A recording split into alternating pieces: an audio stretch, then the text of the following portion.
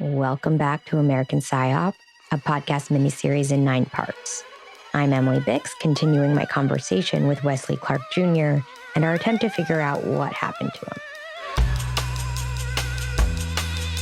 So last week, we focused in on a period of time after the election and before Standing Rock, when you were encircled by a cult and triggered into believing you were the angel Metatron.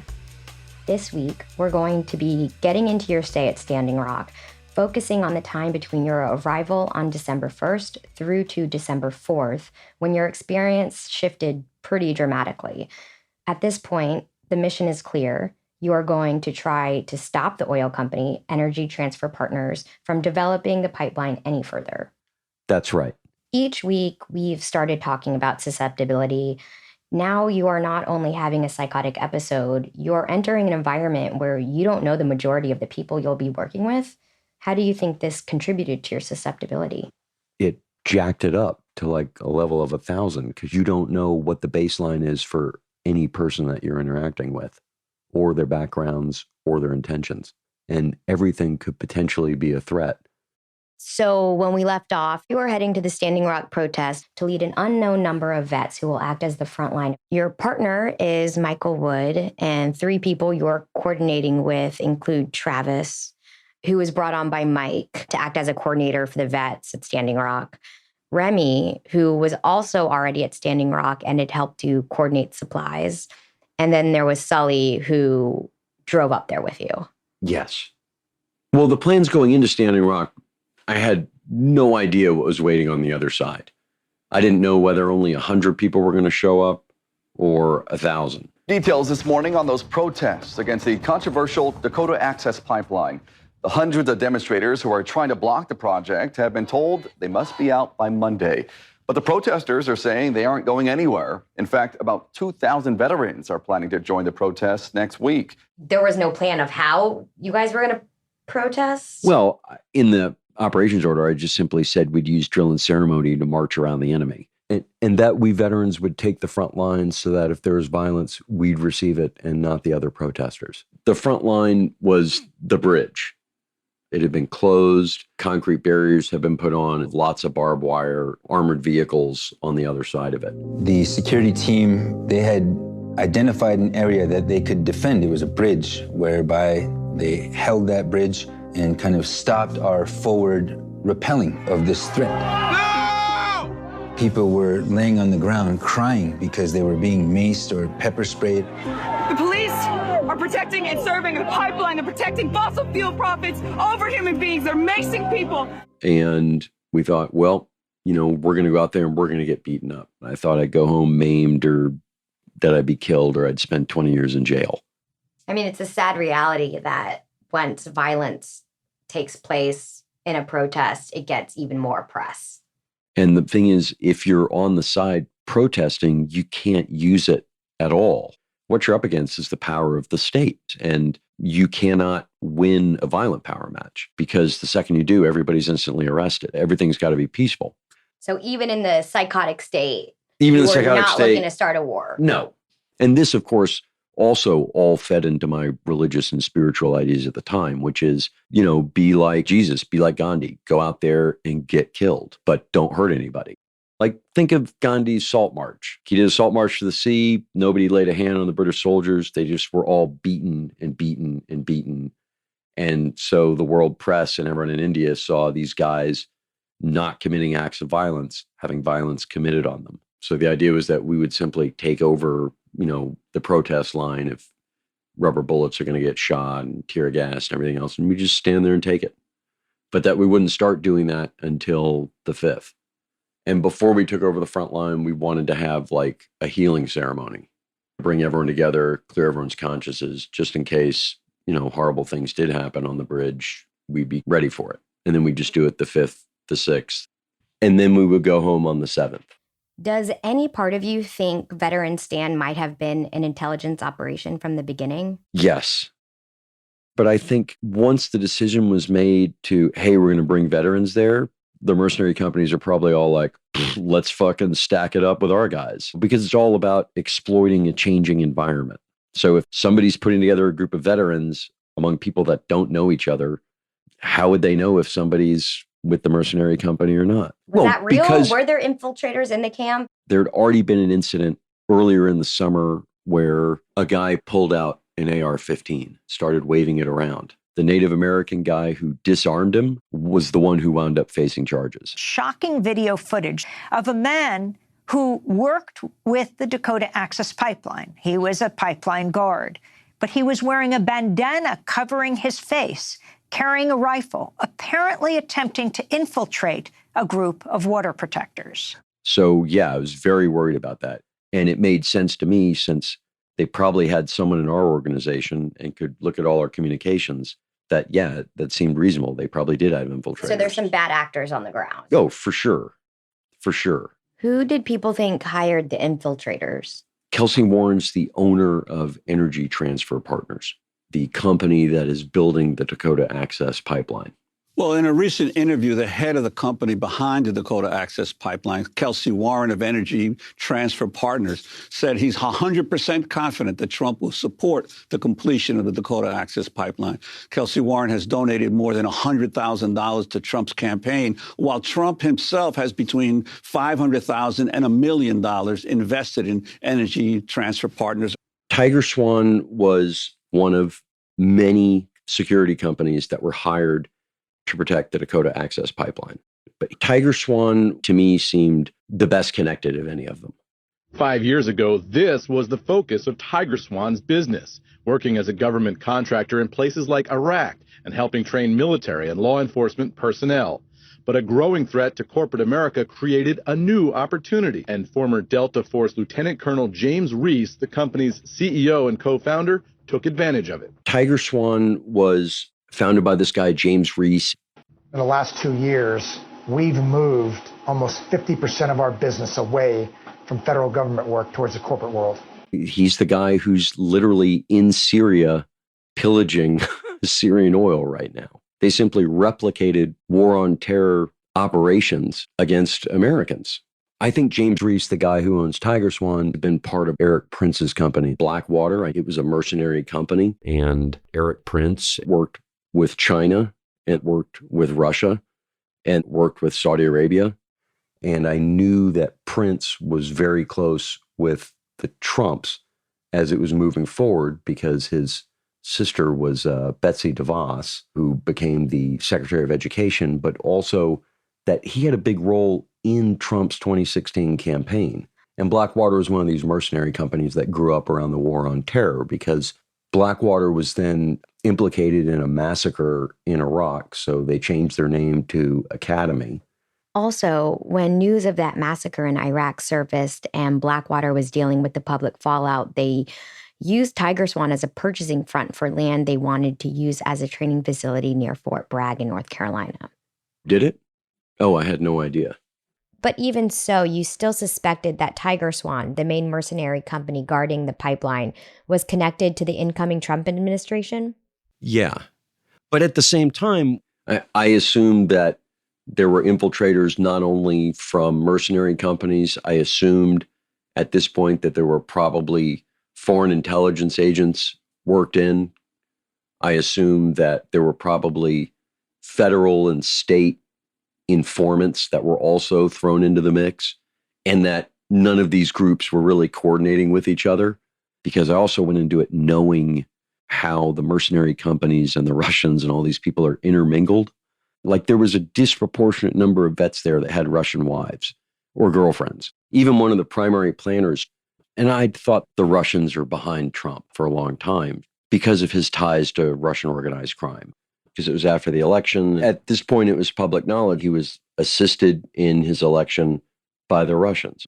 So there's multiple mercenary companies that are employed by the pipeline that are surrounding the camp and that are cutting off access to roads and stuff. They'd already arrested and assaulted the protesters like many, many times in the preceding 3 or 4 months. With the help of the state? With the help of the state. Because there's a sheriff right there from the nearby county who's right there on their line. Because at the time they had a contract to be working there. So it's not, they weren't trespassing. According to the tribe, they were. Right. Because it violated the treaty.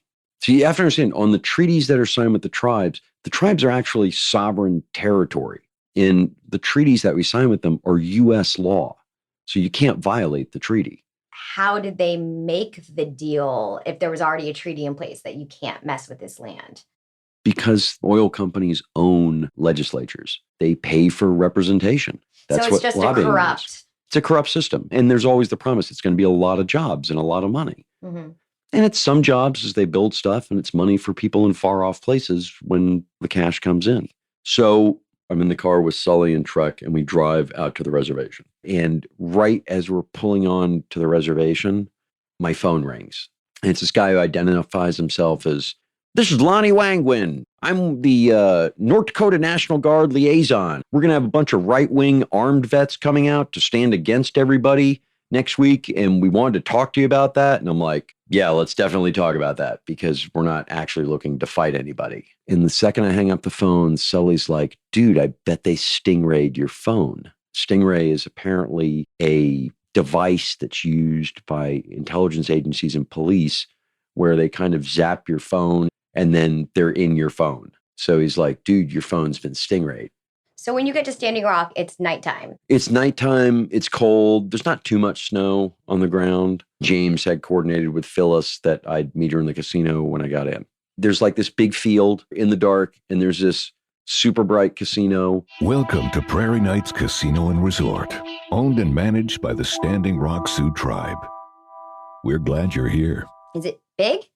Like a full-on casino with a hotel that had, I don't know, 2 stories, 3 stories of rooms, 5 or 6 different kind of long haul wings to it. And how far was the casino to where the protest was happening at Like Standing Rock? about a 10-minute drive. Oh. The casino was packed, and there were vets, there were native folks everywhere, there were protesters from everywhere I got in, and I'm standing by some machine that's, like a slot machine, dinging stuff down as I'm meeting the other volunteers I communicated with. Phyllis is trying to find us a room, and I remember some dude with like a green face tattoo like screamed and yelled at me out of the blue. Like he was crying and freaking out. I'm like, oh, dude, it's okay. He's like, ah! It goes nuts. And I only bring up the guy with the green face tattoo because he shows up a couple more times when I'm out there. So like on his forehead? Yeah, like on his forehead. Just a green... I can't remember what it was. It was like some kind of faded green tattoo.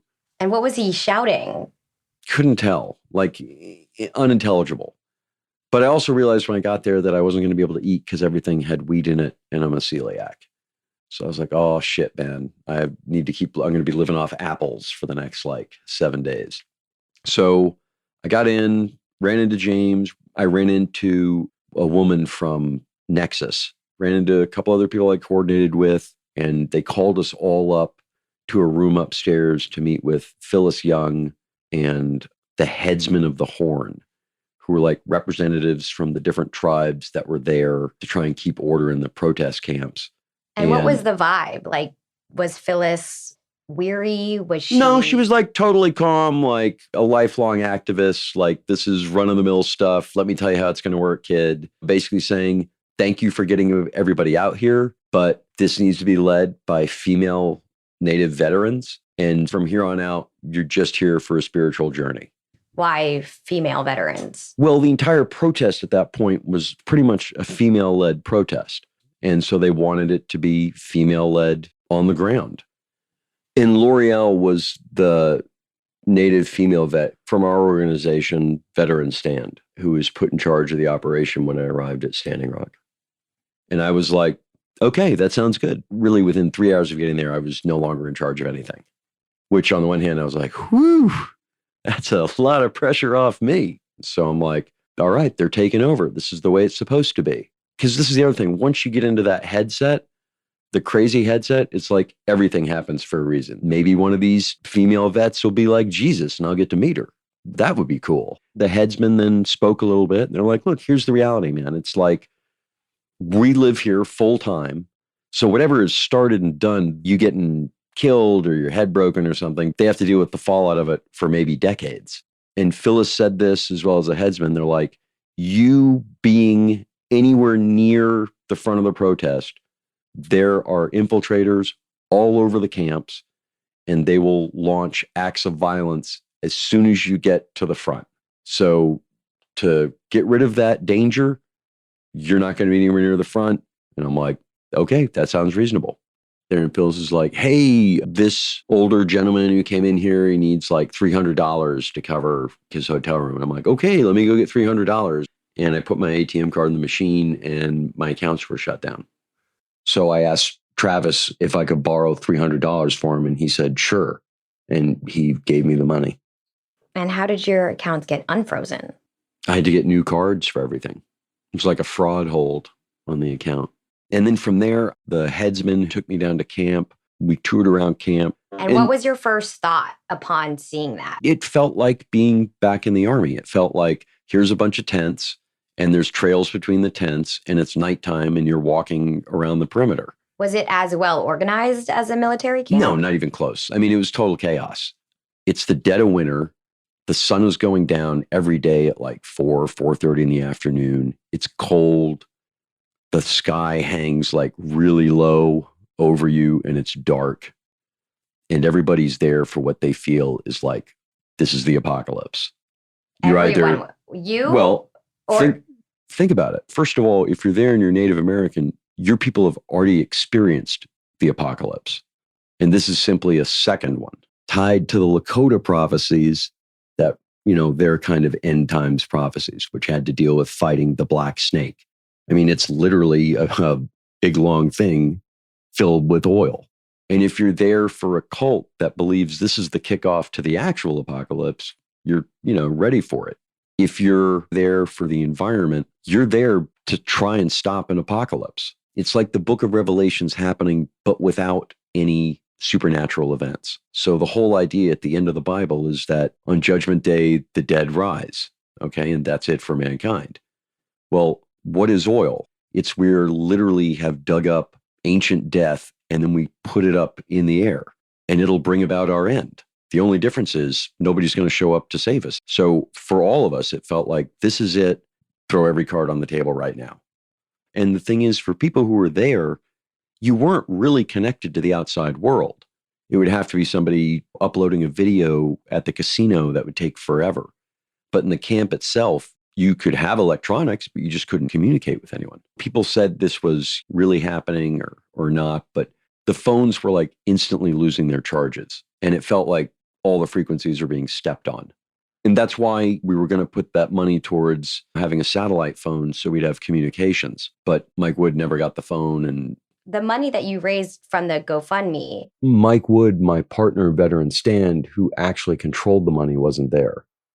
Got a friend of TYT, Michael Woods here. People see the 1.1 million, and while GoFundMe has been great, then they take 5% off the top. And then by the time they actually put it in my bank account, then every single day they would spend, could only spend like $4,000 or $5,000. So you would have to call them in the morning to get more. And I would call them every morning, spend hours on the phone. And were you getting that feeling in your chest? Oh yeah, constantly. Like it was like my heart was just like racing. I was like laughing every 5 minutes. I felt happier than I ever felt in my entire life.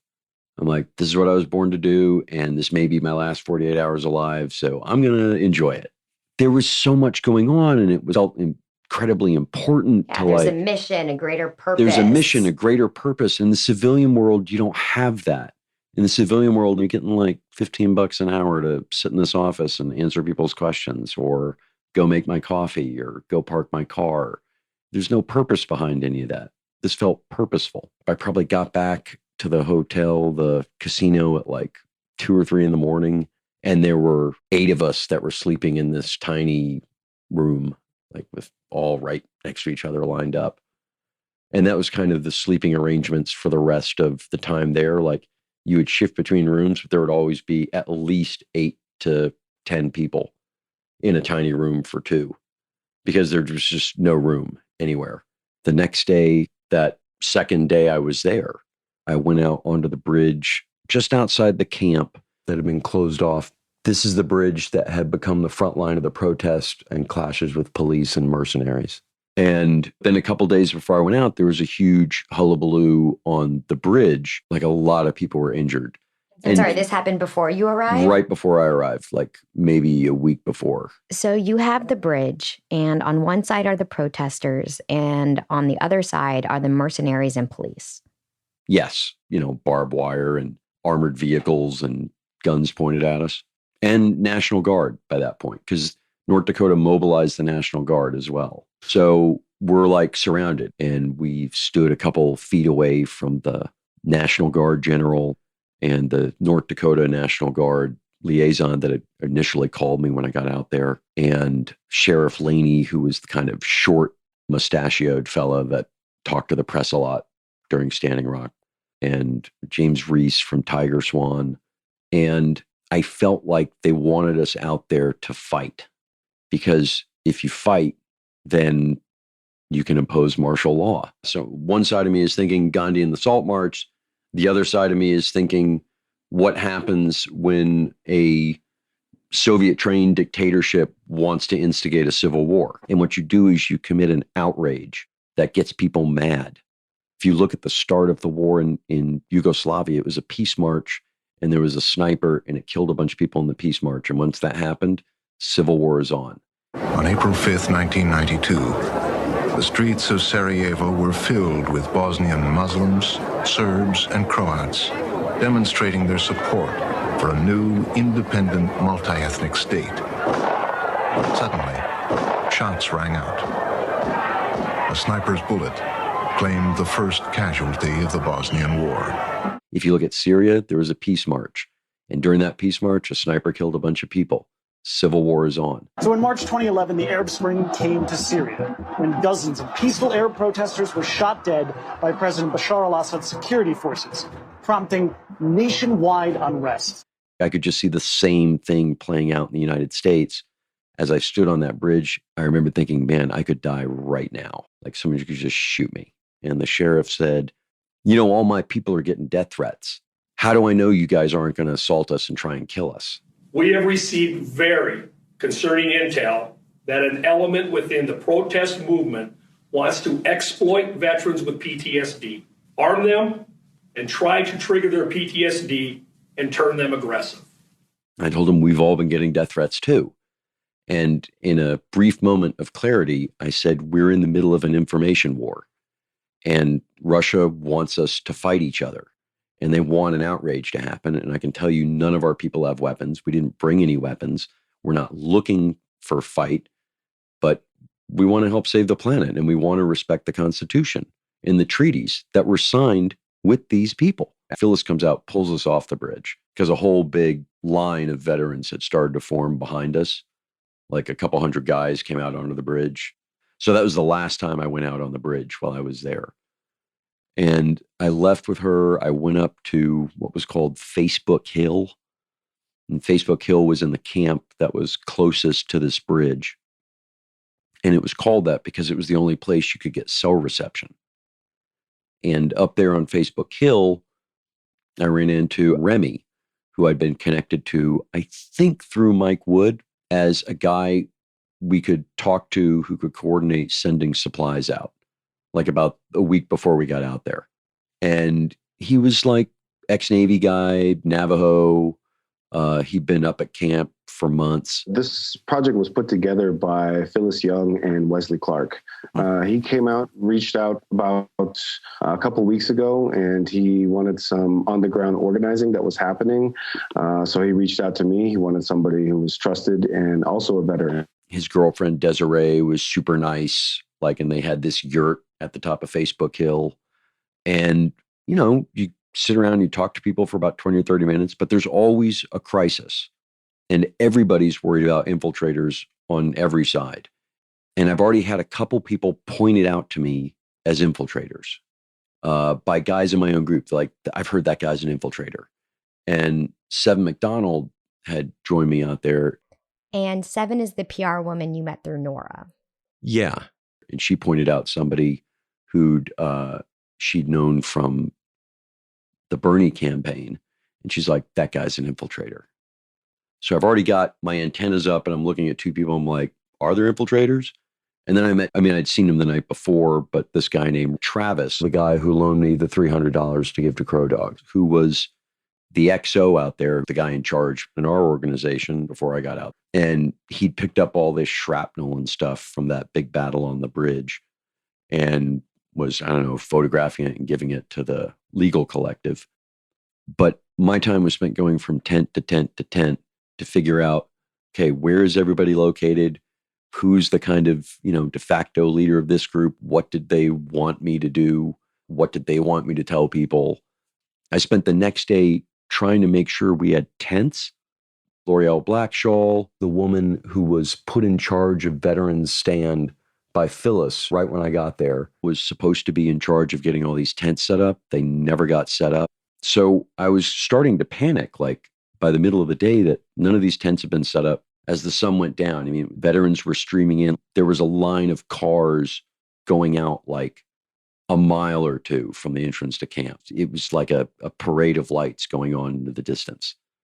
This woman named Victory had a tent dropped off at 30 minutes before the sunset. And I found the veterans tent where everyone was coming in. I'm like, all right, I need 6 people. Let's go build this tent. And we ran out there, and it was kind of down near the river. In the Army, you have what are called GP medium tents. It's like the standard big tent people camp. How big is it? How many people fit? Oh, 40, 50 people can sleep in it. Oh, wow. Okay. Yeah, even though it sounds GP medium, you're like, oh, it's like some little tent like you'd set up in your office. No, I mean, it's a huge tent. Big canvas flaps and stuff. What was weird was the tent stakes were not metal. They were wood. And everybody noted that. And I only mention this because the tent itself was part of a psyop. Just remember, there's a tent set up out by the river. It's like a 20-minute sprint from the top of Facebook Hill to where this tent is. And at the same time, I'm told, there's going to be some event that the elders are putting on for Tulsi Gabbard and for the veterans that are coming in down at Sitting Bull College, which is like 20 or 30-minute ride away.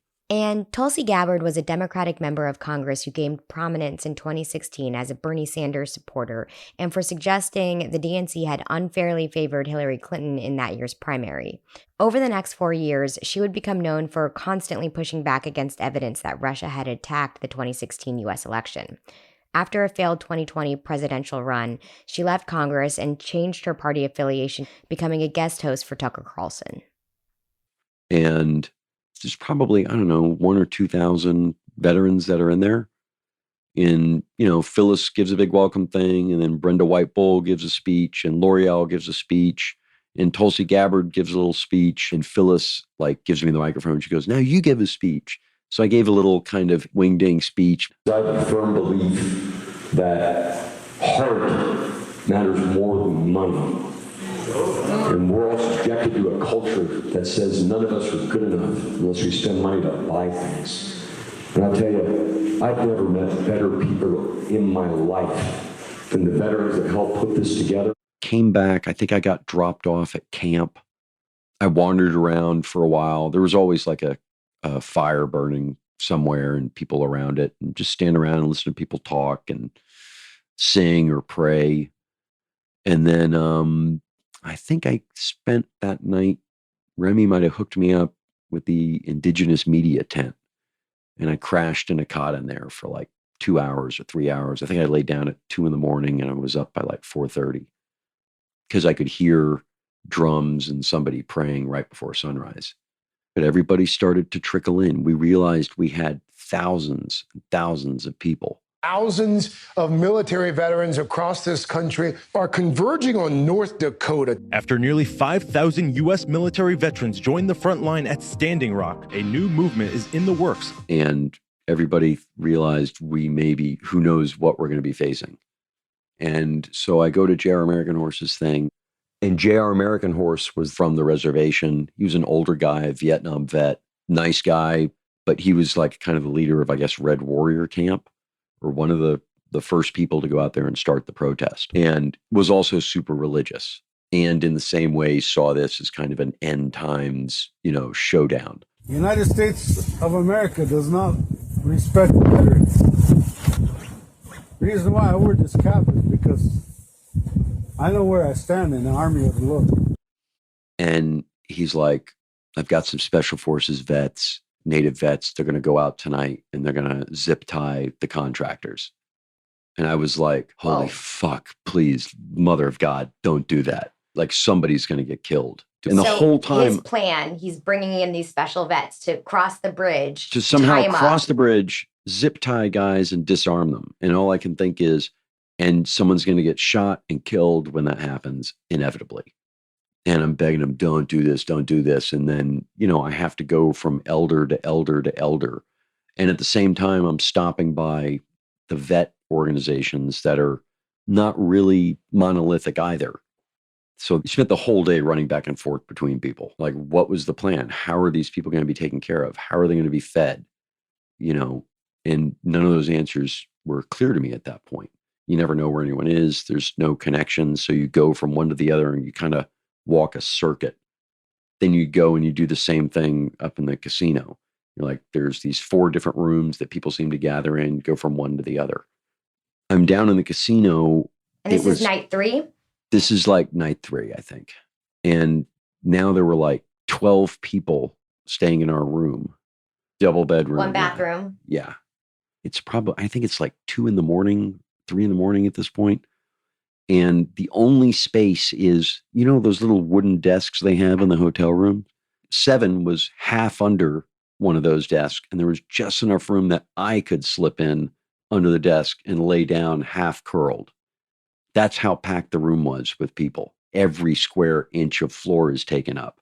And I laid there for a while thinking, God, how am I going to sleep through this? And is this what God wants me to do, to lay here? Am I supposed to lay here under the desk right now? And I think Sadef was making out with Chris on the floor nearby. And I thought, that's it. I gotta get out of this room. And Sadef is the Turkish American woman you started hanging out with the summer before Standing Rock. Yeah. And I went downstairs to the bar, and it was, I don't know, probably 4 in the morning. 7 got up as well. And we both sat down at the bar because it's where you could get free water, and talked like about the infiltration and that everybody was really worried about it. No one was sure who was on what side. The next day, this is now Sunday, that morning, there's a dude with a hatchet angrily waving it around, telling everyone, you know, the headsmen are bullshit, and fuck Phyllis and all these female elders, and it's time to put the men in charge, and waving this hatchet around in everybody's face. And I was like, well, maybe I'm going to get killed by the guy with the hatchet. I'm like, hey, and I, you know, kind of talked him down and calmed everyone down and moved on to the next crisis. Then I hop a ride over to the main camp with somebody. And as I'm getting there, everybody starts to link hands all around the camp, like a big circle, some kind of meditation to wish us all luck, because the protests were supposed to start the next day on the 5th. But it's that golden hour in the afternoon. I get near Facebook Hill to find Phyllis, and this African-American woman, probably in her late 20s, early 30s, walks up to me and is like, I'm here from the Obama administration. And just so you know, in 10 minutes, they're going to deny the easement to the pipeline. Denying the easement means they can't build the pipeline across the land. Suddenly it gets announced to everybody, you know, the easement's denied, and a huge cheer goes up from everybody in camp, and all the elders in the tribe go down there to the middle of camp. Massive cheers went up, and it was like, yay, the good guys won. Either we make it or break it, and I guess we made it. This is the best news that I've heard forever. The best news for Native people, Native country, the whole United States, all of people, because water is so precious. We won! Yeah, we just won. We won! We just got a call from the White House, and the easement's going to be canceled. And thank you, God. Praise God. I mean, praise God. I mean, so wonderful. It's unbelievable. Was this a transformative moment for you? Because that was your goal. Yeah, no. And I was at the same time, I'm like, cool. And now I don't have to die. And everybody was like cheering, and it was great. And then all the elders and folks came down, and they had their pictures taken in the middle of camp, and Tulsi Gabbard got her picture taken in the middle of camp. And I'd just gotten a weird text from J.R. American Horse, the guys trying to disarm the mercenaries, saying I betrayed him. And now he knew how it felt to be betrayed when you thought you'd be victorious. And then I walked back towards this little shack they were using as a TOC, a Tactical Operations Center, like your little mobile headquarters when you're in the Army. This guy named Sanderson was like, hey, there's something going on at the back gate. Something's going down. You need to go deal with it. And just a couple hundred yards away, it was really packed, really crowded. And as I'm walking to this traffic jam at the back gate of the camp, this shorter vet walking beside me, and he goes, hey, LT, what's going on? I'm like, well, there's something going on at the back gate. And he said, oh, you didn't hear, did you? He goes, oh, last night, L'Oreal, and she came in the tent and she asked for volunteers for a mission to search the camp for weapons and that there could be live fire. So I volunteered, and then we searched the whole camp for like 4 hours.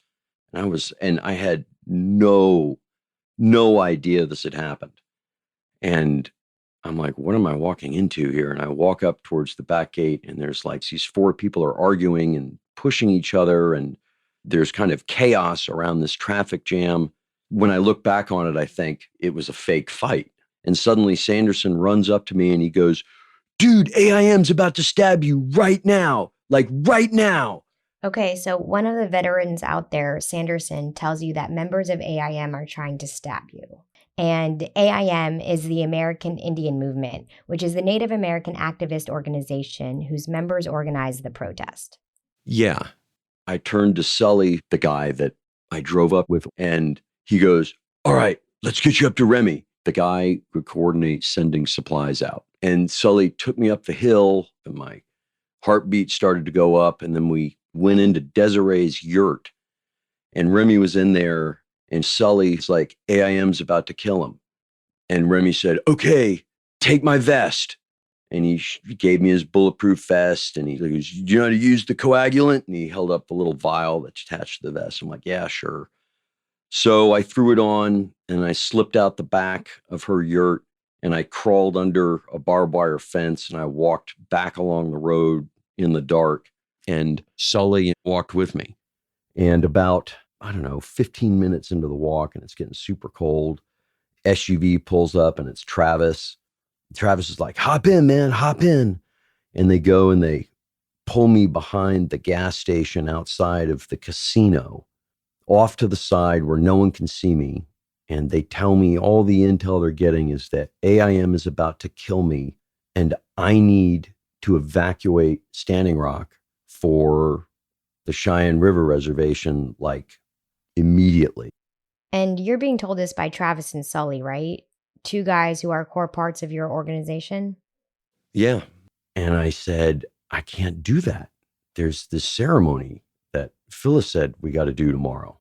And they said, dude, you're going to die. You're going to die. I'm like, I came out here and I feel it's just for this. And I'm sitting here in the car with these 2 guys who are telling me I'm about to be killed and that I need to leave.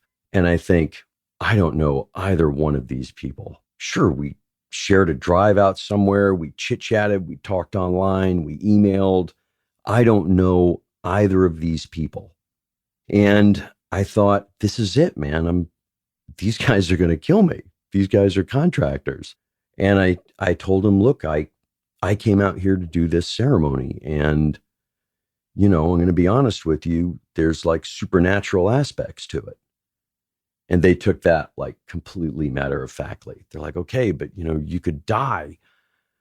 And I said, well, here's the thing. I'm literally the angel Metatron, and I'm on Earth just to do this thing tomorrow. And I don't care who's trying to kill me. I'm going to do this ceremony, and there's nothing in the world that can stop me.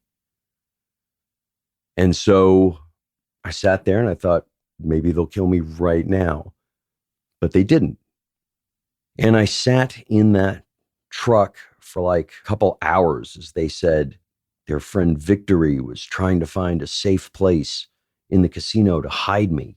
They brought me back to the hotel, supposedly a room that had been found. Travis went in and, before he'd been kind of like a vet who'd been out for a few years and just kind of happy-go-lucky. But now, like, he jumped up on the bed, checked for listening devices and the smoke detector and in the lights. And he just moved with a reflex and a power that told me he really wasn't out. And then he said, you need to stay here for the night. And he took off his shirt and his entire body was covered in a tattoo that all folded into a central point in the middle of his chest. And it was a question mark. And I thought, I've got to get out of here. So from what I understand, this marks a pretty stark dividing line in your trip to Standing Rock. That despite the victory, things got fairly dark for you over the next few days and then well into your time back? Yeah. I mean, up to that point, I'd had vague suspicions. But up to this point, everyone's been building me up, like telling me spirits are guiding me. And almost immediately after the easements granted, everything starts to take a dark turn. Okay, that's a pretty good place to stop for the day. Next week, we'll pick up on Wes being told he's about to be killed. Thank you for listening. We'll be back next week with more American Psyop. American Psyop is a Bunker Crew media production in collaboration with Midas Touch. It was edited and directed by Jack Bryan. Our producers are Stacey Scher, Marley Clements, and Jack Bryan. Executive producers are Ben Meisalas and Grant DeSimone. Sound design by Joy Ellett. I'm your co-host, Emily Bix. Please join us again next time.